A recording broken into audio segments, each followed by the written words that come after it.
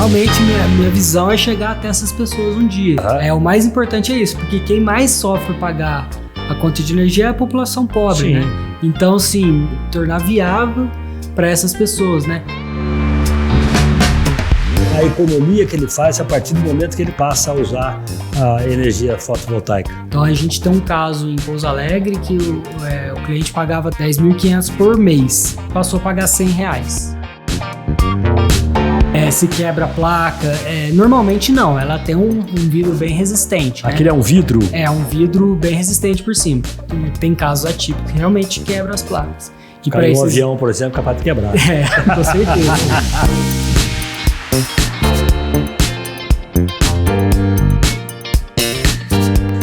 Olá, gente, como é que é? Tudo bem? Um grande abraço. Nós chegamos para mais uma quinta-feira, mais um Café com Manteiga. Nós estamos hoje trazendo aqui um assunto que muita gente se pergunta, né? Até porque nós estamos chegando, não estamos no inverno oficial ainda, mas ele está pintando por aí. E é justamente desse assunto que nós vamos falar. Nós vamos falar de energia. Vamos falar de energia elétrica, nós vamos falar de energia solar fotovoltaica, né? Vamos saber de mitos e verdades, nós vamos saber um monte de coisa, né? Tipo vantagem, economia, né? Manutenção, instalação, durabilidade, vamos falar de um monte de coisa. E até fazer uma comparação do aquecimento solar que muita gente costuma misturar, né? Não saber a diferença entre o aquecimento solar e a energia solar fotovoltaica.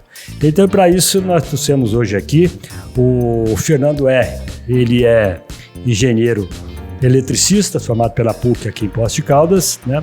Atuou por 10 anos como engenheiro na TV Poços, né? E lá ele implantou todo o sistema de digitalização da emissora, né? Durante esse tempo ele fez cursos de pós-graduação em gestão estratégica e negócios também pela PUC Minas. E outros cursos voltados para a energia solar fotovoltaica, que é o nosso assunto. Então, para a gente saber mais, até porque você já pensou, né, aí na sua fábrica, no seu sítio, na sua fazenda, no seu condomínio, na sua casa, né, tentar fazer uma economia de energia elétrica de alguma forma. E você não encontra essa forma. Então o Fernando vai falar exatamente disso pra gente. É isso, Fernando? Sim. Tá bom, meu irmão? Tudo ótimo. Obrigado por ter vindo aí. Eu que agradeço o convite. Eu falei certo? É rico? Isso, exatamente. Todo mundo faz a piadinha, né? É rico, né? É rico? Não, é rico. Exatamente. Legal. E você sabe que o seu avô, Dr. Carlito, sim, eu conheci o teu avô no edifício Cereji. Ah, é? Que ele tinha um consultório, o escritório dele lá, né? Advogado e tal. E eu trabalhava num elevador lá, que era aquele elevador que tinha uma manivela. Então, meu trabalho era, além de varrer aquele monte de corredor, sim, eu tinha que ficar naquele elevador.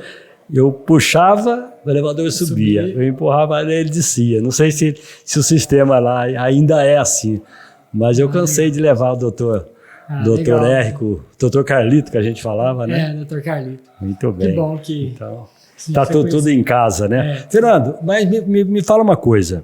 Você porque muita gente fala, eu sou engenheiro, ele é engenheiro elétrico. Não existe engenheiro elétrico, existe o engenheiro eletricista, né? Isso, exatamente. Muito bem. E você já tinha essa vontade de ser um engenheiro eletricista, ou isso foi meio que caminhando no decorrer da tua... Foi caminhando, né? Primeiro, caminhando. assim, acaba tendo... Meu pai é engenheiro mecânico, né? E meu irmão, mais velho que eu, começou engenharia elétrica também. O teu irmão tá fora do país, né? Tá fora do país. E ele... Então, assim, sempre teve uma...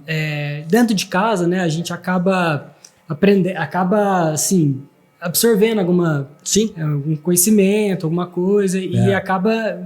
encaminhando para essa área, né? E eu sempre tive mais facilidade em exatas, né? Física, matemática e tal. E foi aí que eu decidi ser engenheiro, né? No final do ensino médio, já prestei vestibular para fazer engenharia elétrica, que era a área que eu mais gostava, né? Pois é, mas aí você foi para televisão, né? Isso, na verdade, o curso que eu fiz na PUC tinha 3 ênfases, né? Hoje eu não sei como que é mais, mas na época eu fiz, tinha automação, tinha a parte elétrica, né? Que é o que você atua hoje? Sim, a parte de automação também e a parte de telecomunicações, né? Então eu tive essas 3 ênfases e aí eu caminhei na telecomunicações um pouco mais de 10 anos até hoje, né? Ainda atua, né? Ainda atuo na área de telecomunicações. Deixa eu só fazer uma pergunta. Se você não tivesse tido no teu curso ênfase em telecomunicações, você poderia atuar? Poderia, você pode assinar, o engenheiro eletricista pode assinar projetos de telecomunicações. Tá. Mesmo que não tenha tido ênfase, né? ênfase em telecomunicações. Sim, tá. mas nesse caso aí também, sim, para você poder atuar, você precisa ter o conhecimento também. Então, teria que procurar algum curso, fazer alguma especialização para poder conseguir. Porque tem muita gente que trabalha na área técnica de curioso, né? E esse é um perigo, não tem? É um perigo. Não, então, aí nesse caso, tem, por exemplo, uma emissora de TV tem que ter um responsável técnico, né? Que aguenta as buchas, né? Exatamente, tem as responsabilidades essa. técnicas, né? Então, assim, qualquer problema que der, quem responde é o responsável técnico, né? Por questão então por isso tem que fazer tudo dentro das normas, fazer projetos dentro das normas no caso da telecomunicações é a Anatel e Ministério das Comunicações, né? E na parte elétrica aí já é a ANEEL. Então, assim, você sempre tem uma legislação a seguir, independente da área que você tiver. Mas, assim, o responsável técnico tem que ter o CREA, tem que atuar de maneira responsável. E a TV Poços, por ser uma emissora ligada, hoje a TV Brasil, é isso? Não, a TV Poços hoje ela está com a Cultura, né? TV Cultura, mas teve a TV Brasil, né? Ou não? Rede Minas. A Rede Minas, tá. Isso. E hoje está? TV Cultura. Então, mas é uma TV, uma concessão educativa. De concessão educativa. E por ser uma concessão educativa, eu estou falando isso em questão técnica. Sim. Né? O caso, no seu caso, por exemplo, como responsável técnico numa TV educativa, que é diferenciada, para que todos saibam, ela é diferenciada de uma TV aberta, né, como a Globo, etc. e tal, né? Sim. E a concessão é diferente, né? A concessão é diferente e a responsabilidade é diferente. Sim. E os deveres como um gestor nessa área para uma TV educativa tem alguma exigência a mais do que uma TV aberta, uma TV, vamos dizer, uma TV normal, ou é a mesma coisa? Não, a mesma coisa. É uma concessão pública, né? A concessão pública, ela é tanto para uma TV educativa quanto para uma TV comercial. O que vai mudar é só a programação, basicamente. Em termos técnicos, são iguais, né? Tem questão de potência, de transmissão. Termos técnicos são equivalentes, são iguais, né? Na verdade. Só agora a questão de programação que vai ser diferente, né? Que vai ser uma propagação mais E a TV educativa também ela tem um alcance menor, né? A área de abrangência dela é um pouco menor. Isso, né? algumas emissoras têm uma potência menor, né? Mas, por exemplo, em capitais você tem emissoras com potência muito altas, né? Tá. Então você tem a mesma tipo TV alcance. Cultura, por exemplo, em São Paulo, exatamente. A potência dela é marruda, né? Vamos dizer assim. Muito forte. Então, abrange uma área, assim, a concessão, na verdade, ela tem que abranger a área de atuação da emissora, Sim. né? Então, o sinal dela não pode vazar e atingir regiões onde ela não tem... Então, mas São Paulo, por quê? Por causa do tamanho do estado? Tamanho do estado, até por população, né? Mas de estado por estado, o estado de Minas é maior que o estado de São Paulo. Não é questão do estado, não, desculpa. É questão da população, né? A população. E, por exemplo, você tem uma concessão dentro do município de São Paulo, então você tem que abranger todo o município. E aí é uma área grande, então você tem que ter uma potência grande para poder abranger. Até já considerando a questão de relevo, né? Porque às vezes tem que ter uma potência, por exemplo, Belo Horizonte já tem um relevo mais acidentado. Então, você poder abranger o município inteiro, você tem que ter uma potência maior também. Qual é já que nós estamos falando de parte técnica, né? Sim. Qual é a área de abrangência da TV Poços hoje? Então, na verdade, a TV Poços ela tem várias concessões, né? Ela tem uma concessão em Poços de Caldas, né? E tem tem vários municípios, como Campestre, Bandeira do Sul, Cabo Verde. Então essas cidades são concessões e não repetidora? São repetidoras. Então, mas com concessão? Com concessão. Então, para você colocar, se você quiser, por exemplo, colocar, não sei, deve poder sair do estado de Minas, não sei, ou tem que atuar só dentro de Minas? Não, você até Ou mais especificamente no sul de Minas? pode. Inclusive, no passado, a TV Pós tinha uma concessão em Caconde, né? Que já é Que estado de já São é Paulo. São Paulo. Mas essa concessão não foi renovada. Então, mas nas outras cidades... Você pode colocar uma repetidora lá com concessão. Com concessão. Aí você tem entra que com entrar. pedido na Exatamente. TEL, é isso? Exatamente. Você entra com um projeto no Ministério das Ministério das Comunicações Comunicações. para conseguir essa concessão, e aí depois que for aprovado, se for liberado essa concessão, aí sim você faz o projeto, que aí quem vai analisar é a Anatel. Então hoje a TV Pós tem concessão em quantas cidades? Olha, Você tem mais ou menos, só para a gente saber daqui. concessão em torno de umas 12 a 13 cidades, né? Mas a área de abrangência é um pouco maior. Porque, por exemplo, tem cidades que acaba pegando uma mancha um pouco maior, né, de abrangência. Muito bom. Então, você consegue atingir outros municípios. E também tem as parcerias, né, que a TV Pós faz. Com a TV Onda Sul, por exemplo, de Carmo do Rio Claro, que ele se transmite parte Luciano, da programação. Pimenta, né? Exatamente. Inclusive teve aqui também, né? É, Luciano. E, sim. Então, aí a TV Pós faz essas parcerias com outras emissoras, né? Em Lambari também tem uma parceria. Lambari, quantos quilômetros tem daqui de Lambari? Nossa, não agora tem você me ideia, apertou. né? Entra no Google aí, patrão. Vê Lambari. Só para a gente saber a nossa área de abrangência, é interessante a gente saber isso. Né? Porque muitas mas vezes assim, as pessoas às vezes assistem a TV Poço e acham que a TV Poço pega ali na esquina. Né? Não sabe que a TV Poço vai tão longe quanto vai, né? Vai. É bom a gente saber disso, né? Saber onde é que nós estamos chegando, né? Sim. Afinal de contas, é uma TV da nossa cidade, né? 192 quilômetros. 192 quilômetros. Uns 200.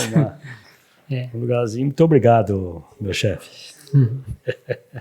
Bom, daí você ficou na TV Pós por 10 anos e continua ainda assinando pela TV, respondendo pela parte técnica da TV Pós. Isso, exatamente. E durante esse tempo, como eu disse aqui, você participa para cursos na área fotovoltaica, posso dizer assim? Isso, né? na área de energia. Fotovoltaica. O que quer dizer essa palavra fotovoltaica? Foto vem de luz, né? De luminosidade, né? Tá. E voltaica vem a parte de voltagem, né? De energia, de tensão. Então, o que na verdade, a palavra vem da geração de energia através da luz, né? E não, já começa aí a diferença do aquecedor solar. Não é pelo calor, é pela luz. Então, O aquecedor solar, ele vem do calor do sol. Sim, ambos vêm do sol, né? Tá. A única questão que uma vai aproveitar o calor do sol para esquentar a água. Que é o caso do aquecimento solar. Exatamente. Que é esse eu tenho, inclusive, em casa. Sim. Que eu acho uma maravilha. E o fotovoltaico ele vai aproveitar a luz para gerar energia. Então é uma concepção totalmente diferente, né? Tá, mas que luz é essa que você está falando? A luminosidade do sol. A claridade que vem. Só a claridade? Sim, a luminosidade. Tá. Mas porque o solar, por exemplo, quando não tem sol, não se tem água quente. Sim. E já no Quando se fotovoltaico... tem o mormaço, você tem uma água quente meia boca, né? Sim. Vamos dizer assim. Uhum. Quando não tem o sol, né? Fica lá 2, 3 dias chovendo, Sim. aí não tem... Você não tem a água E aquecida. no caso, um dia chuvoso, ou um dia sem sol, que é aquele carão feio para nós, tipo hoje de manhã. Então, o que acontece? Eu estou falando com relação à energia a fotovoltaica. Então, a fotovoltaica ela vai gerar energia mesmo assim. Não, Mesmo com chuva? Mesmo com chuva, mesmo Então com ela tempo não nublado. depende do sol, só da luminosidade. Tem que estar claro. Só que o que acontece? Ela vai gerar com menos intensidade. Tá, mas e à noite, por exemplo? Na noite não. À noite você não tem luminosidade nenhuma, você não tem nenhuma geração Então ela de energia. começa a gerar a partir da hora que o dia amanhece. Isso. Tipo 6:30 da manhã. Isso. 6:30 da manhã. O que vai acontecer? Na verdade, tem um equipamento, né, que esse é o inversor, ele precisa de uma tensão de partida, né? Tem que dar um start ali. Uhum. Tem um valor mínimo que tem que ser atingido para dar partida mesmo nele. Ok. Então, sim, 6 horas da manhã o sol ainda está muito fraco. Então, Ainda lá está fraco. Tá fraco. Mas tem luminosidade. Tem luminosidade, mas não o suficiente para partir o sistema. E aí, lá pelas 7 horas, 7:30, aí já começa a ter mais luminosidade. Por volta de 8 horas, já com certeza já. Isso, e se estiver chovendo, Isso. a energia vem. Isso, exatamente. É isso? Exatamente. A única questão é a potência, vai ser menor, né? Você, quando tem nuvens muito carregadas, tá chovendo muito, tem baixa luminosidade e aí vai gerar um pouco menos, mas vai continuar Mas ela gera a energia. Exatamente, energia. Então, qual que é a diferença? Só para a gente matar. Certo. A diferença entre a energia solar fotovoltaica e o aquecimento solar. Porque o aquecimento solar nós temos aquelas placas. Isso. Da mesma maneira você tem placas para fotovoltaica, você tem a placa... Mas só que são placas diferentes, né? São placas diferentes. E dentro da placa de aquecimento solar, lá tem tubulação, né? É hoje mais atual com inox, que já não quebra, por exemplo, no inverno, né? E então ali vai percorrer uma água que vai circular ali, né? E o sol vai aquecer essa água. Tá. Né? Seria tipo uma serpentina? Isso. Basicamente, sim, a grosso modo. Só para as pessoas entenderem. Até porque se não é a minha área, né? Eu acabo... Não, é só para gente, só para ver a diferenciação. Tá? Agora o fotovoltaico não. Ele vai com a luminosidade, ele vai gerar energia. Né? A placa vai gerar energia. Aquela placa puxa energia? Ela vai captar a luz e vai converter aquela luz captada em energia. Né? Energia elétrica. Né? Só que essa energia elétrica é igual a da bateria, vai ser corrente contínua, né? Você vai ter ali, sei lá, 50 volts ou dependendo de uma condição que você vai ligando uma placa na outra, você vai chegar até 1000 volts. Então é uma tensão altíssima que não é a mesma de 110 ou 220 na nossa tomada. Então, na verdade, você vai continuar, quem tem energia solar fotovoltaica vai continuar usando o chuveiro da mesma forma que usava, exatamente, etc. e tal. O que não é o caso do aquecimento solar. Exatamente. Tá vendo como é que existe uma diferença entre um e outro? Né? E inclusive você pode ter os dois, né? Você pode usar o aquecimento solar para diminuir o consumo de energia mesmo. Sim. E você instala o fotovoltaico para suprir as outras coisas, né? Porque aí tem um ferro de passar, uma máquina de lavar roupa. Estou falando dentro de uma casa, né? Sim. Você tem outros equipamentos ali que vão puxar energia, então você gera energia para suprir as outras demandas e o aquecimento solar vai vir só para o chuveiro ou torneira. Tá, mas acontece o seguinte, se você não tiver o aquecimento solar e tiver só a energia solar fotovoltaica, o teu chuveiro ele vai te custar menos, né? Eu estou falando de chuveiro porque o chuveiro dizem, né? Você pode até confirmar isso, que ele puxa muita energia. É o maior vilão. Ferro de passar roupa, chuveiro, é isso? Isso, o chuveiro é o maior vilão, né? A gente está falando de 7.500 watts, normalmente um chuveiro 220. Então, se você, dependendo do banho, se for muito longo, realmente... Bicho, eu vou te falar uma coisa. Se tem uma coisa que eu gosto de ficar um tempo bom, é banho. E eu já tomei, eu já deixei de... não de tomar banho, tá? Aqui, o dia que faz frio não tomar banho, não é isso. Mas eu já tomei banho no aquecimento solar, assim, bem fresquinho, né? Quase que frio, para não usar, para eu poder ficar mais debaixo do chuveiro. Entendeu? E o aquecimento, parece que o aquecimento é diferente, né? É diferente, parece que ele é mais aquecido, mais contínuo, um negócio assim. Né? Me fala uma coisa, você citou uma coisa aí, que aqueles, não sei se eu chamo aquilo de, aqueles tubos do aquecimento solar, principalmente agora no inverno, que lá no meu condomínio acontece sempre, aquilo estoura e tem que aí dar uma manutenção, que custa caro, inclusive, né? Aí você tem que trocar aquilo. E as placas de voltaica? Então, como lá as placas fotovoltaicas, elas só têm circuitos, né? E circuitos não tem água, não tem nada. Então o fato de bater sol ali, chuva... não tem problema. Ela aceita, ela suporta desde menos 50 graus até mais 50. O que é aquele material ali? É silício policristalino. Então, basicamente, existe silício mono e policristalino, tem algumas diferenças, mas basicamente é o silício. Né? Tá. E daí, qual que é a durabilidade dessas placas? Quanto tempo dura uma placa dessa? Então, uma placa, ela tem garantia, normalmente, de defeito de fabricação de 10 a 12 anos, até tem umas que até 15 anos. E garantia de tempo por potência, ou seja, o fabricante ele garante que daqui 25 anos ela tem que ter pelo menos 80% de eficiência ainda. Então ela tem uma garantia de 25 anos. Então, e mesmo assim, daqui 25 anos não é necessariamente você tem que trocar tudo. Eles só não vão garantir que ela vai ter 80% de eficiência ainda. Ok. Então, assim, a gente tem casos de placas aí de 30 anos em funcionamento, funciona perfeitamente. Então, é a vida bem extensa, uma vida útil bem extensa. Tá, e que tipo de pergunta as pessoas fazem para você com relação ao que é verdade e o que é mentira sobre a energia solar fotovoltaica? Uma pergunta é, assim, sempre se tem uma chuva de forte, assim, chuva de pedra, de granito, pedra. Se quebra a placa. Normalmente não, ela tem um vidro bem resistente. Aquele é um vidro? É um vidro bem resistente por cima. Tá. Porém, lógico, a gente está falando de condições típicas, né? Tem casos atípicos que realmente quebram as placas. Caiu um avião, por exemplo, capaz de quebrar. Com certeza.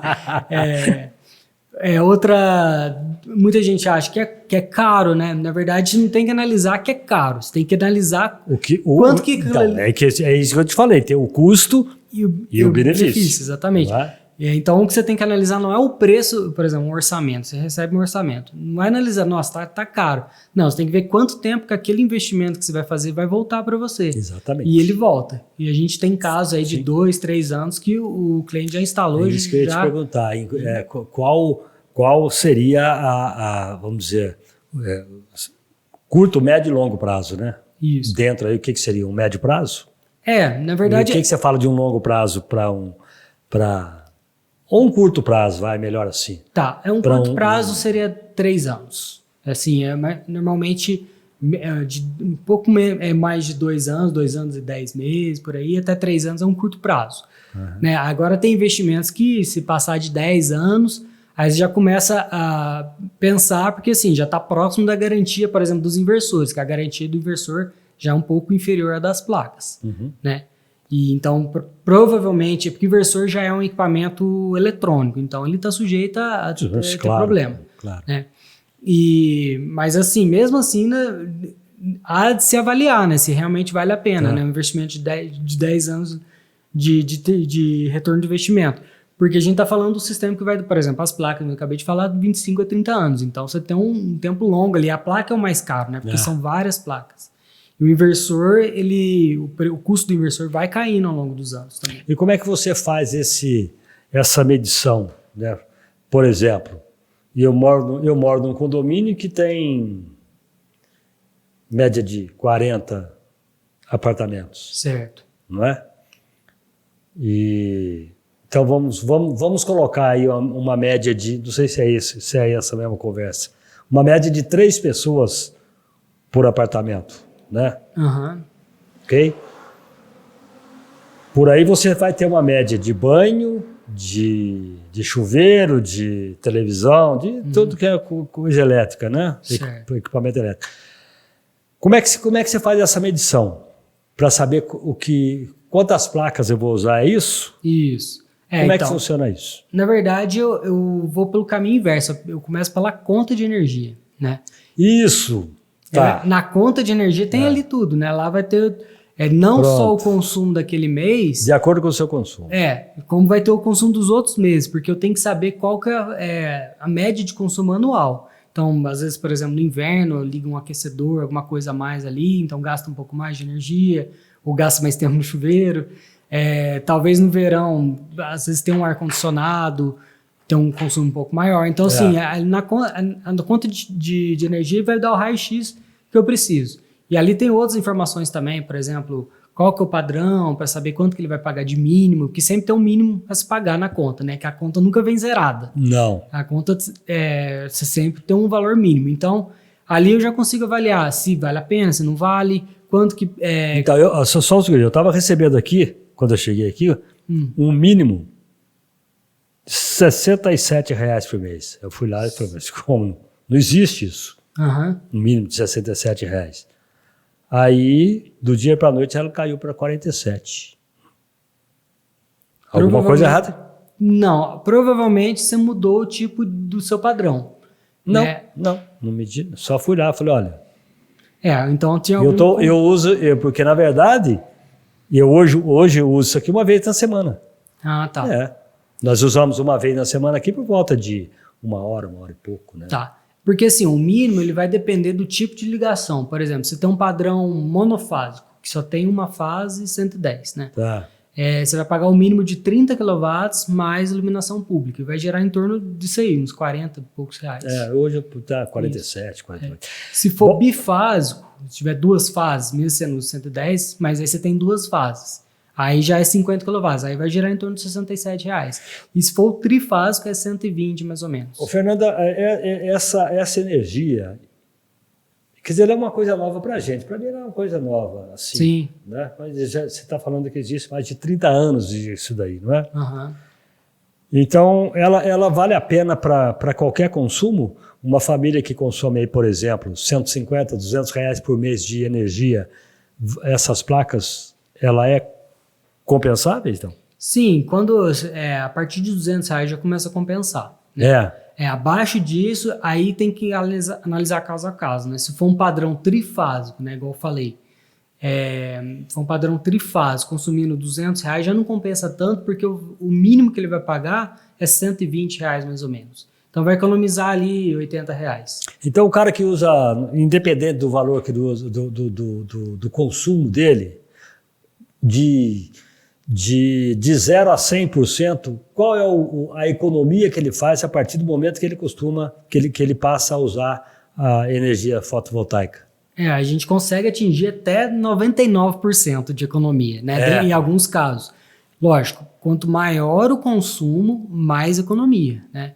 Então a gente tem um caso em Pouso Alegre que o cliente pagava R$10.500, é uma indústria, né? R$10.500 por mês, passou a pagar R$100, 100 e pouquinho reais. Então, assim, você tem uma economia de 99%. Mas, por exemplo, nesse caso você acabou de falar, a pessoa gasta R$200 e o mínimo é 120, 130, você vai ter uma economia de nem 20%, né? Então acaba não sendo tão viável assim. Às vezes o aquecedor solar já supre ali para ele pagar praticamente muito próximo do mínimo, né? Agora, quando você tem um consumo maior, já começa a compensar. E lógico, quanto maior o consumo, maior a economia e mais rápido o retorno do investimento. Então, aquele cara que tem lá na fazenda dele um moinho de milho, não sei o que lá, de café e aquele monte de coisa, para ele é um negócio da China, né? Muito bom. Inclusive, a gente instalou em Espírito Santo Pinhal uma fazenda de verduras, né? Que eles têm muita câmara fria, né? Câmaras frias, né? Para conservar as verduras e tal. E aí o consumo é altíssimo, né? Câmara fria gasta muita energia, né? Imagina. Consome muito. E gastava em torno disso aí também, uns R$8.000 a R$10.000 por mês, passou a pagar o mínimo também, mesmo caso, né? E como assim, propriedade rural, você tem bastante terreno, bastante área para instalar, então você coloca as placas no chão mesmo, né? Lógico, tem a maneira correta de instalar, com estrutura e tudo mais. Mas ele aproveita o próprio terreno para pagar a conta de energia, né? Porque às vezes até uma área ali que não dá para aproveitar, improdutiva, uma coisa assim, ele aproveita essa área, esse terreno para pagar a conta, né? Então é uma maneira inteligente, né, do produtor rural usar. Então a vantagem é o cara usar bastante energia fotovoltaica, né? Sim. Porque quanto mais ele usar, mais economia ele faz. Exatamente. Quanto maior o gasto, né, com energia, maior o sistema, mas também a economia vai vir junto, né? E é falado também numa energia branca, limpa. Isso. Né, numa energia que você está colaborando com o meio ambiente e tem uma sobra de energia que você pode vender. Como é que é isso? Na verdade, a legislação não permite vender energia, né? Existe a ANEEL estabelece que ninguém, a não ser a concessionária, pode vender, né? Tipo, eu não posso gerar para mim e vender para você energia. O que pode acontecer? Você pode gerar... Você disse pode? Ou acontece? O que? Com essa sobra de energia. Então, você gera a sua energia, você gera uma sobra e vira um crédito. Ah, tá. Esse crédito você pode transferir para outra conta, mas tem que ser a mesma titularidade, né? Se for CPF, é o mesmo CPF, e se for CNPJ, é o mesmo CNPJ.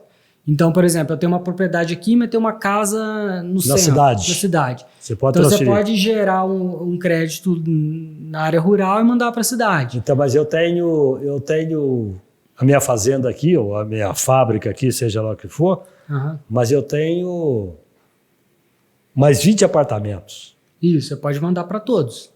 Você pode gerar, assim, em questão de quantidade de apartamentos, de casa, se for bater, não tem limite, você que estabelece. Mesmo que ele tiver alugado para alguém. Se for vantajoso, né, a pessoa transferir o crédito para mesmo que esteja alugado. Porque de repente o cara tem um apartamento dele alugado para um cara lá e ele tem essa sobra de energia, ele pode, de repente o cara é um bom inquilino, porque ele não pode, não é verdade? Você pode fazer dessa maneira. E também existe outro tipo de usinas, né? Então, por exemplo, se eu compro um terreno, imagina a situação, eu comprei um terreno só para gerar energia. Então ali eu não vou ter consumo, vai ter só placas ali, não vai ter máquina, não vai ter nada. Então eu gero energia ali, aí eu crio um contrato, né? Faço um contrato de consórcio ou cooperativa, dependendo do caso, e aí sim eu consigo transferir para outros CPFs ou para outros CNPJs. Aí é possível. Então existe uma maneira de você transferir. Existe. Aí já é um outro tipo de contrato, já é um outro tipo de... Então, mas aí você recebe dinheiro? Aí sim, porque você está negociando essa energia com... O que acontece, né? Na verdade, você quer instalar energia solar no teu comércio, mas você não tem telhado suficiente ou o teu telhado não é adequado. Tá, sei lá, pega sombra o dia todo. Isso só pode ser feito num telhado? Não. Porque parece que eu já vi em campo aberto também. Não, então, pode ser esse da fazenda que eu falei, a gente instalou no solo, né? No terreno mesmo. Existe carport também, que faz tipo um estacionamento. São os lugares, né? Até eu tinha essa pergunta, a gente podia até partir para isso. Onde é que pode, ou melhor, onde não pode ser instalado isso? Essas placas? Só onde tem algum risco, né? Onde não pode instalar é onde corre algum risco ou que você não usou a maneira adequada de instalar. Por exemplo, até no solo tem toda a maneira correta. Você tem que analisar o terreno, fazer sondagem de terreno, fazer o projeto da área, tem que perfurar. Se for um lugar, por exemplo, que é úmido, por exemplo, tem algum problema? Tem, porque você não vai ter resistência do solo. Ali é brejo, ali então, é um solo... aí a gente transfere a responsabilidade para a nossa engenheira civil, que ela faz os projetos, ela pega esses dados do solo. Você tem uma equipe para isso. Ela faz o projeto ali. Aí entra geologia, entra um monte de coisa. Isso, entra muita coisa. Então, você tem que fazer da maneira correta. Agora, telhado também. Tem muita instalação errada em telhado, que você vê muita gambiarra, né? O pessoal vira a placa para o norte, porque o norte é a melhor direção, né? É isso, né? Isso, o norte seria para cá. O sol nasce. Não, o sol nasce no leste, né? O sol nasce aqui? No leste, oeste, ele se põe, então o norte é para cá. Isso.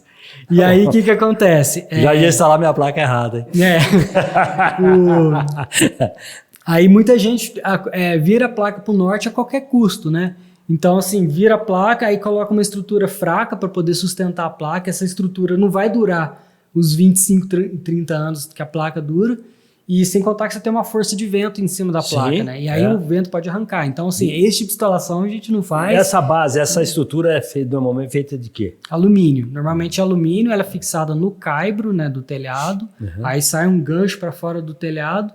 E aí vai uns... Mas quando ela parte do terreno, o que é? Do terreno, aí você tem que fazer base de concreto. Tá. Aí sobe. Isso. Aí tem uma estrutura metálica que vai no concreto. E aí sim faz a instalação. Tá legal. Como tudo, tem manutenção, né? Exatamente. Você falou aí de 10, 12 anos de tranquilidade. E caso aconteça, tudo pode acontecer, né? Uma manutenção. Como é que é a manutenção disso? Na verdade, você tem que fazer manutenção periodicamente, né? Pelo menos 2 vezes por ano, ou no máximo 1 vez por ano.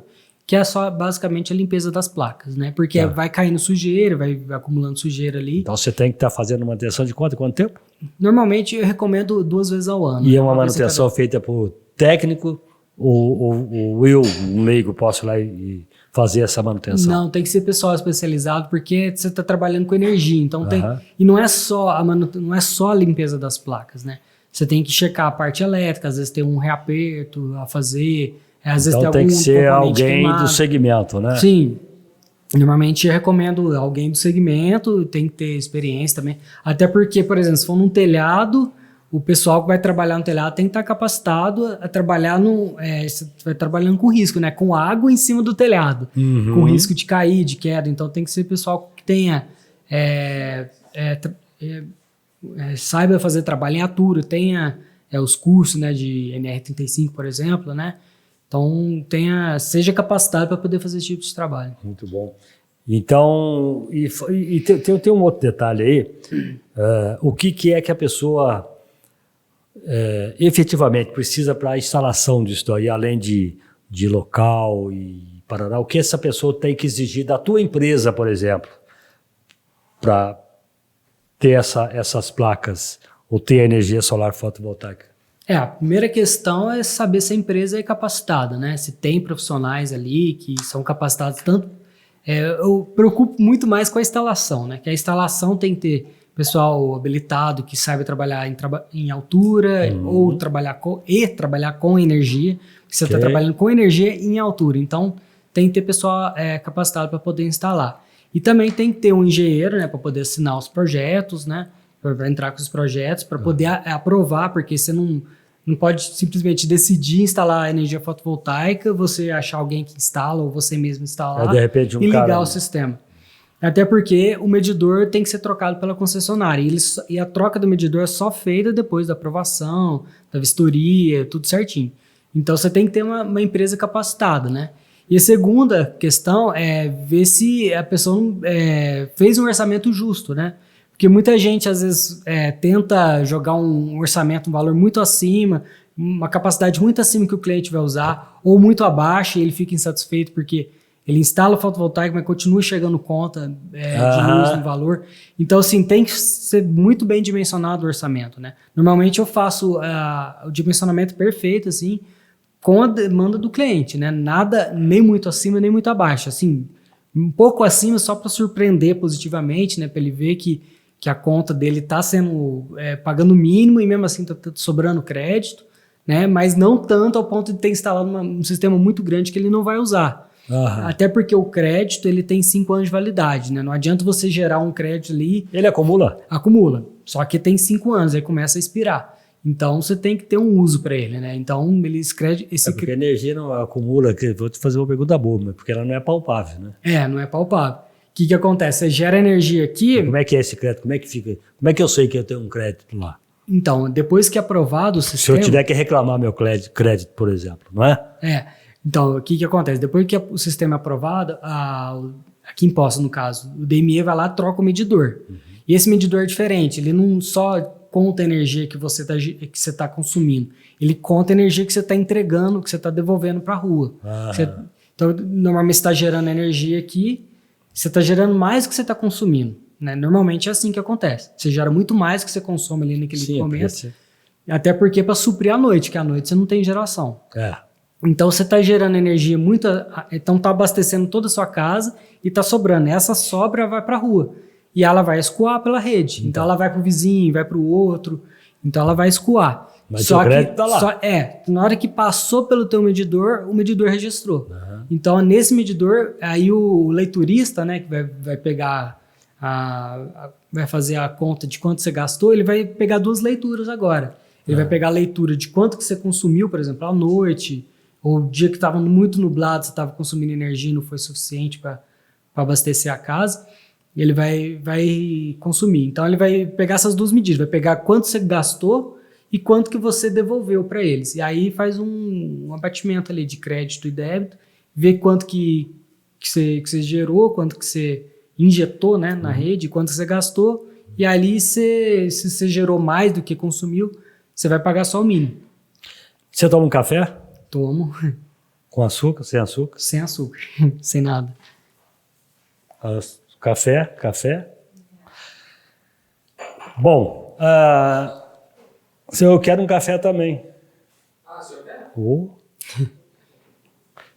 Fernando, então se eu instalei lá na minha casa, no meu apartamento, sei lá, no meu condomínio, fábrica, sei lá o quê, instalei a energia solar fotovoltaica e claro que eu ainda vou ter a energia elétrica, porque eu jamais vou poder deixar, não quero mais energia elétrica, pode cortar a minha. Isso não existe, né? Não. Não existe. Então eu vou ter 2 relógios. Existe. Existe? Existe. Eu posso um dia chegar e falar, olha, eu não quero mais. Existe. Aí se chama um sistema off-grid, ele é desconectado da rede elétrica.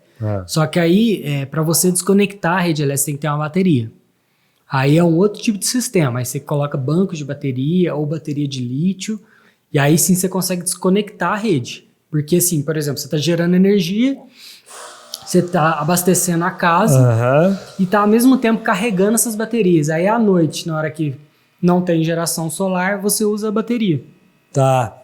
Entendeu? Mas Então, isso normalmente, hoje, atual no Brasil, é mais casos de fazenda, onde já não chega energia, algum lugar mais distante. Né? Grandes usinas... E o cara já não tem energia, né? Grandes usinas com bateria ainda no Brasil ainda está caminhando, né? Mas a gente vai chegar lá ainda. Então, cara, você falou uma coisa aí, grandes fazendas, lugarejos que não chega energia, a solar fotovoltaica é um tremendo negócio, né, cara? Exatamente. Porque de repente o cara tem um cara do agro aí que tem um local onde ele não tem energia, é difícil a energia para ele lá, né? Sim. E às vezes o custo, às vezes até tem como, por exemplo, a concessionária de energia chegar até lá. Só que em muitos casos a concessionária vai cobrar participação na obra para poder chegar com a energia até lá. Então acaba não sendo tão viável. Às vezes se você fazer um investimento próprio ali, tendo sua própria energia, tendo suas baterias ali, você mesmo controla o que você vai de repente o que ele teria que gastar para a instalação da energia elétrica chegar até lá, né? Você está falando de equipamento, você está falando de transformador, e mão de obra. Né? Vale a pena, de repente, ir lá e instalar simplesmente a placa. Em quanto tempo se instala uma placa dessa? Ou essas placas? Um sistema aí de até 10 placas, e um dia a gente faz a instalação. E até 10 placas, ela gera o quê? E para quem? Um cara que gasta, por exemplo, R$10 mil por mês, R$15 mil por mês de energia, quantas placas ele precisaria? Aí a gente já está falando de 300, 400 placas, já é um sistema bem maior. Mas agora 10 placas daria uns R$400. Que seria para uma casa de... Uma casa de um porte pouco alto, assim, um consumo um pouco mais alto, né? Do que uma casa comum. Assim. Seria uma casa que tivesse lá 4 quartos, sala, garagem, não sei para quantos carros. Uma casa grande, né? Uma casa grande, 10 placas normalmente já supre. Uma casa aí com 150 metros de construção, seria isso? Mais ou menos? Basicamente. Mas também tudo depende, né? Depende dos hábitos. Às vezes, por exemplo... É o hábito, né? É o consumo, né? É o consumo, né? Que vai ditar o quanto que você vai precisar. É que a gente precisar. calcula que uma casa assim, né? Com 150, 200 metros de construção, é o mundo de uma casa, né? Então ela tem muitos cômodos. Exatamente, muitos cômodos. Mas agora, assim, o maior vilão são as resistências, né? Que é o chuveiro, a torneira elétrica. E aí um dos maiores vilões mesmo por exemplo, quem tem uma piscina com aquecedor elétrico. Tá vendo, mulherada? Que é o aquecimento elétrico da piscina, que seria o trocador de calor, né? Esse é um consumo muito alto. Então, que a gente estava imaginando imagina um chuveiro para aquecer a piscina. Então, é muita energia. Então, aí a gente já está falando de 40, 50, até mais placas. Trabalho com 10 piscina, hein? Trabalho com 10 piscina, cara. Pois é. E aí, deixa eu ver o que mais que eu tenho aqui que eu gostaria de saber. A instalação para taxação, mudança de legislação. Fala um pouco disso daí. Tá, o que aconteceu? Se vale a pena instalar com essas mudanças de legislação. Tá, o que acontece? Né? A legislação nossa para poder instalar energia solar, ela é recente, é de 2012.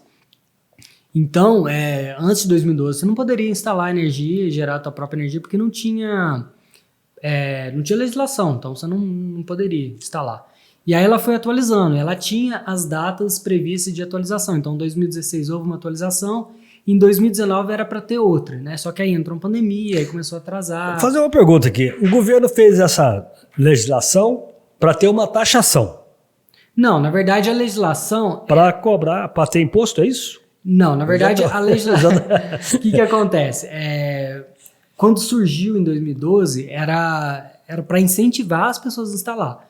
Né? Até porque era muito caro, até hoje é tudo importado, então era muito caro. Então, barateou então? Aí foi barateando, foi incentivando. Então, para incentivar, não cobrava nada, assim, no sentido de energia que você gera, que você consome, vai ser o mesmo valor, o maior benefício possível, né? Para poder incentivar realmente a instalação. Então, foi aumentando gradativamente e Gradativamente não, teve um crescimento exponencial nesses últimos anos, né? Então subiu muito a instalação, né? Porque foi popularizando, foi caindo o preço e as pessoas foram animando, vendo a conta barata e tal.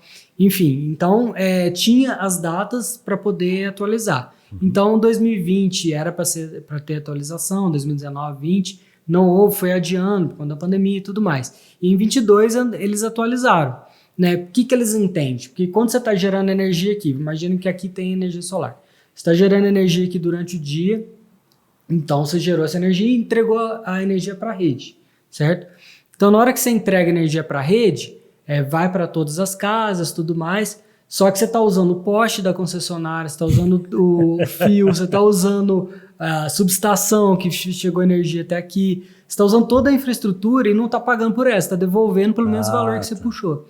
Então, assim, houve esse entendimento que não era justo com quem, por exemplo, não tem energia solar, porque você está usando toda a infraestrutura e não está pagando por ela. Pois é, mas no caso do DME, por exemplo, que tem energia...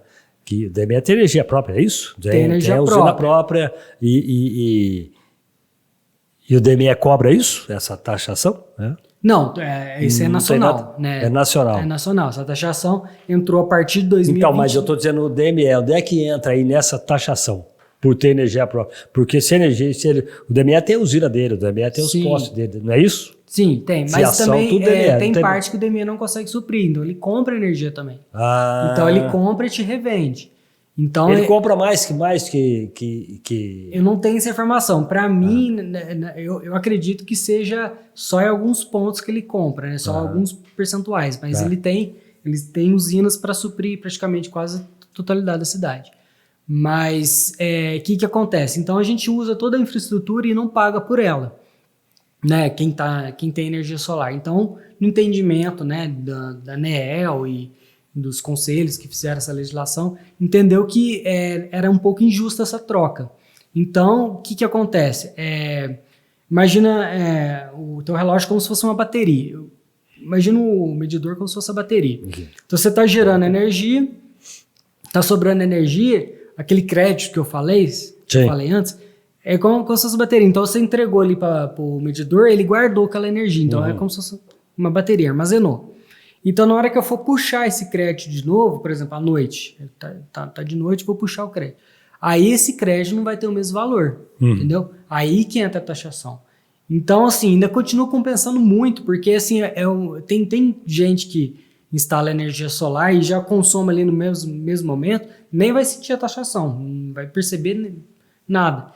E a taxação, na verdade, é uma legislação, né? É uma parte da legislação nova. Então teve muita coisa boa ali. E essa taxação veio de que ano para cá? 2022 saiu a lei e aí entrou em vigor 23 agora, em janeiro. Qual é o custo disso? Você tem ideia, não? Ela é gradual, né? De acordo com o consumo? Não, ela é gradual. Então assim, eu vou pagar, chama fio B, né? Que é uma parte dentro da tarifa. Esse fio B, no máximo aqui, no caso do DME, aqui em Poços de Caldas, se não me engano, é 29%, uma coisa assim.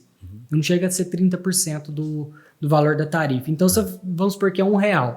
Então, o máximo que esse fio B vai custar é 30 centavos, né? Então, ele vai cobrar gradativamente em cima desses 30 centavos. Então, em 2023 é 15% dos 30 centavos, 2024 é 30%, 2025 é 40%, então daí vai subindo isso até chegar aos 30%.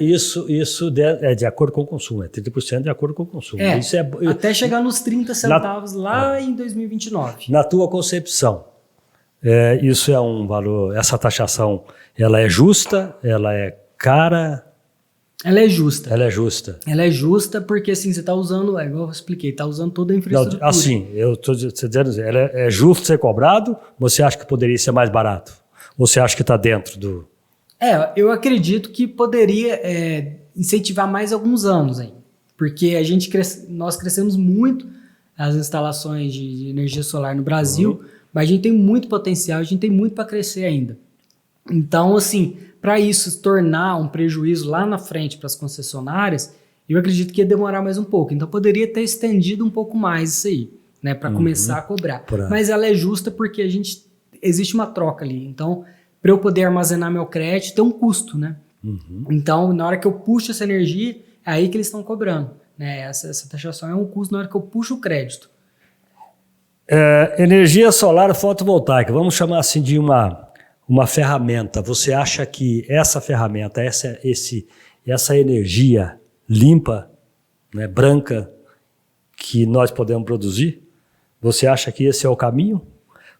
Você acha que ela, lá, há 20, 30 anos atrás, ela tinha um valor alto, hoje que é bem mais ameno? Sim. Você acha que amanhã qualquer um pode ter uma energia solar fotovoltaica? O cara está construindo, ele já pode entrar com um projeto na tua empresa, você ir lá e ver o consumo dele e colocar essa placa para ele lá, num Sim. custo dentro do padrão financeiro Sim. dele?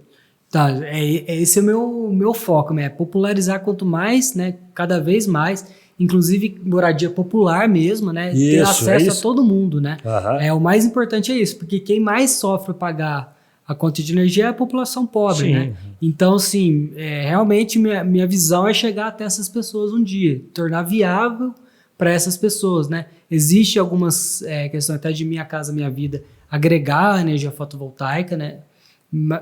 Isso é um projeto, né? Não sei como que está o funcionamento hoje, mas é uma coisa que eu acredito muito, né? Tornar cada vez mais popular, chegar a cada vez mais pessoas, desde do consumo básico ali, né? Que eu falei, um consumo baixo até assim, tipo do cara, eu vou construir uma casa com 2 quartos, sala, cozinha, banheiro e parará, e eu vou colocar a minha energia solar fotovoltaica aqui, como se ele for fazer a instalação dele, no chuveiro dele, mais alguma coisinha ali, né? Assim como o aquecedor solar popularizou tanto, né? Eu acredito que o fotovoltaico vai não tomar o lugar do aquecedor solar, porque também tem importância, mas vai estar o tempo todo junto do aquecedor solar, vai ser tão popular quanto, né? E atingir a maior quantidade de pessoas possível.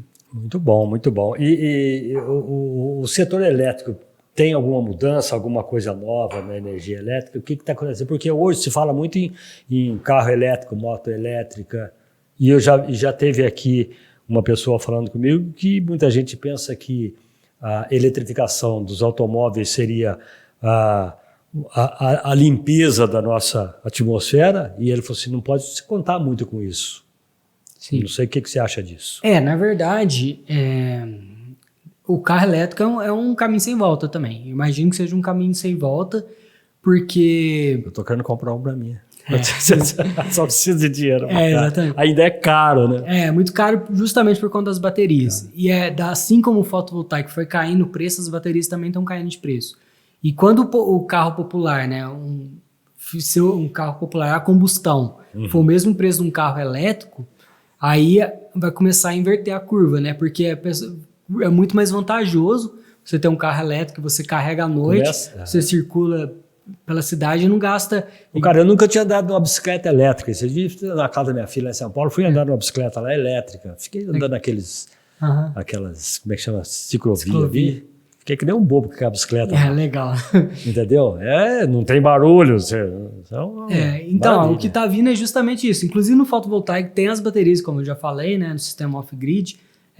Isso vai tornar uma realidade, até para fugir dessa taxação, né? Porque se você tiver a tua bateria ali armazenando energia, você não vai ter consumo da rede elétrica. Você pode até continuar ligado ali no DME, ligado na concessionária, mas você não vai ter consumo, seu consumo vai ser muito baixo, porque você vai priorizar o uso da bateria. E isso está popularizando também. E aí o carro elétrico também, se você instalar um sistema fotovoltaico, o teu telhado virou seu posto de combustível. Você já pensou, cara? Então isso está acontecendo demais. Inclusive, já está acontecendo. Já está acontecendo. Eu tenho fornecedores que já inclusive vende para mim as placas, os equipamentos todos, com um carregador, às vezes dá desconto de 50%, 60% no carregador elétrico. Então você consegue já fazer um investimento, já baratear o teu investimento do carro elétrico e colocar ali para carregar, tudo é agregado ali. Então, assim, as tecnologias quando a bateria for barateando, as baterias elétricas, né, quanto mais baratear, mais vai popularizar tanto o carro quanto a bicicleta. Que nem aconteceu quando chegou o celular, né? O celular é uma coisa A minha primeira conta de celular que chegou, eu sentei ali na Rua Assis e comecei a chorar, cara. Falei, não é possível. É um absurdo. Né? Só que o benefício que ele me trouxe também, Exatamente. não é? E o celular hoje, com exceção de quem quer ter um celular, como é que é? iPhone, não sei o que lá, e parará. Aí o cara paga caro, mas você compra um celular aí, né, por R$8.000, é isso? R$1.000 e poucos reais. Acho que Mas não é uma coisa baratinho, mas em vista do que a gente pagava no início, né? É. E eu espero que um dia aconteça isso com o carro elétrico e outras coisitas mais aí, né? Você vê uma bicicleta elétrica boa hoje, custa 25, 30 mil reais. É o preço de um carrinho popular usado hoje aí, não é? Sim, por aí. Mas, ainda tá inviável, mas vai... tem mais é uma baratas as bicicletas, né? Tem de 8 mil já. Bicicleta mais para rodar na cidade mesmo, bicicletas urbanas mesmo. Bem urbana. E eu não sei também a força que aquilo tem para subir um morro, né? Porque essas absurdas de cara que eu achei, que eu vi lá, o cara faz trilha com aquilo, sobe o morro, desce o morro. Aí já é outra modalidade, já é uma bicicleta que ela tem um apoio elétrico. E mesmo assim tem que dar uma pedaladinha. Exatamente. Ela só um apoio. Muito bom. Então é isso. Você acredita que um dia pode, estou fazendo até uma pergunta boba, até para a gente encerrar, a energia elétrica acabar ficar só a voltaica e o aquecedor solar? Você acha que não, isso não existe, né? Não, essa possibilidade não existe. Não, ficar totalmente desligado da rede elétrica não, porque a gente precisa até ter a sazonalidade, né, da energia solar fotovoltaica, por exemplo. No inverno gera um pouco menos, né? E só que aí vem o verão que você gera mais, aí você gera o crédito para suprir o inverno.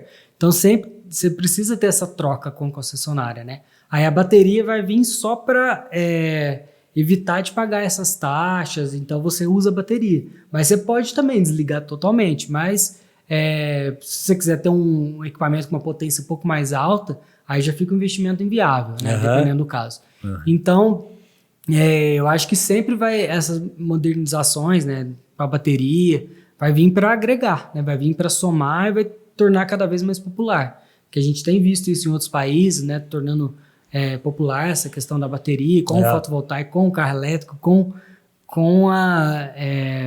usando energia verde, né, energia limpa, né, sustentável para suprir seus consumos de combustível, de gasolina, de energia, de água aquecida, de aquecedor, ar-condicionado. Então, tudo vai ser agregado futuramente, né, com sistema fotovoltaico, com bateria e tudo mais. Outro dia eu estava parado ali na João Pinheiro e fiquei ali vendo os carros passar, aquele monte de carro, motocicleta. Eu fiquei imaginando se aquilo tudo, porque tem uma loja ali de automóvel ali perto, como é que chama lá? Caoa. E lá tem os carrinhos elétricos, né? Até eu fui lá ver o carrinho. E aí, eu queria dar uma volta naquele carro. Não vou lá pedir para dar uma volta, porque eu não vou comprar, né? Mas eu queria ver como é que... Né? Não faz barulho, né? Não faz barulho. Eu fiquei imaginando aquele monte de carro passando ali, tudo quietinho, né? Só o barulho do pneu. Eu já vi uns carros elétricos bem potentes, você vê acelerando, barulho, você não vê barulho. Você não ouve barulho. Ver barulho é ótimo. Né? Que caiu no popular, né? Não vi barulho nenhum, você não ouviu barulho nenhum. Não vai ver mesmo. Ô, Fernando, que legal, cara. Você quer complementar algo mais aí? Como é que chama a tua empresa? Você pode falar o nome da tua empresa? Tá, minha empresa chama Samperi Energia Solar. Como é que é? Samperi. Isso, Sun é o sol em inglês, né? S-U-N e Peri, P-R-E. Então você escreve Sun. Sunperi, isso. E o que eu fiz? Eu misturei sun de sol, né, em inglês, e ampere é corrente elétrica. Então eu juntei os dois termos. Então para te achar... Sumperi.com ou Samperi Energia Solar no Instagram, no Facebook. Então, também tem o meu WhatsApp, que manda aí, pode mandar que não tem. 991558554. Muito bem. Anota aí para mandar cobrar depois. Fernando, muito obrigado, meu irmão, por ter vindo aqui. Viu? tirar essa dúvida, porque um monte de coisa aqui que eu te perguntei, que você comentou aí, que a gente não sabia, né? E acredito que deve ter ficado alguma coisa para trás. Espero que eu não tenha perguntado nada aqui porque muitas vezes a gente faz pergunta de leigo, né? Não, mas tem que ser, porque assim, tem que ser fácil, né? Para entender tem que ser, tem que tornar fácil. E esse é o meu compromisso também de desmitificar, né? Às vezes muita gente tem muita dúvida e tal, e assim, eu gosto de tirar essas dúvidas, né? Então eu tenho meus canais aí de comunicação como o WhatsApp, o Instagram também. O pessoal pode mandar dúvida. E nós trouxemos o Fernando aqui justamente por esse motivo, porque as pessoas às vezes ficam pensando, ver falar tanto em energia solar fotovoltaica e não sabe ainda como é que isso funciona, qual o custo-benefício, que tem gente que fala um monte de coisa que não tem nada a ver com o que acontece realmente, o que é realmente. Então tá aí, o Fernando explicou tudo. Espero que você que nos ouviu, que nos assistiu, tenha tirado alguma dúvida e que nosso episódio de hoje tenha trazido boas informações com relação a essa energia, né, de qualquer maneira nova no mercado, né? Se bem que você falou de 30 anos aí, não é? Não, por exemplo, no Brasil é de 2012 para cá, então a gente tá falando de pouco mais de 10 anos, né? Ah, tá. Então é nova. É nova. É que você falou que já existe já há 30 anos. Já existe, eu acho que até mais, né? Porque a tecnologia é antiga, né? O fotovoltaico é antigo, mas para popularizar, para ligar na rede elétrica, então é mais recente. Muito bem. Falamos então hoje aqui no Café com Manteiga com o Fernando Henrico. Isso. Ou é rico? Bom, espero que seja. Ele é engenheiro eletricista e ele é o homem que gere a Samperi. Isso. Né? E ainda é o responsável técnico da TV Poços. Tá bom, Fernando? Muito obrigado. Um grande abraço. Leva um abraço a toda a família Henrico, né? Pode deixar. E a todos da TV, da Samperi também, tá bom? Pode deixar, obrigado. Gente, fechamos aqui mais esse episódio para voltar na próxima quinta-feira. Muito obrigado por quem ficou com a gente. Você pode se inscrever aí, então, acionar o sininho para toda vez que chegar um episódio novo você tá junto com a gente, e inclusive compartilhar, viu? Fazer um comentário é bom para nós. Assim a gente fica todo mundo junto, tá bom? Bacon, muito obrigado. Obrigado aí, gente, pela visita. Fernando, Deus te pague, viu? Obrigado. Um forte abraço. Na quinta-feira que vem nós estamos de volta com mais um episódio. Fica em paz, vai na fé. Até lá.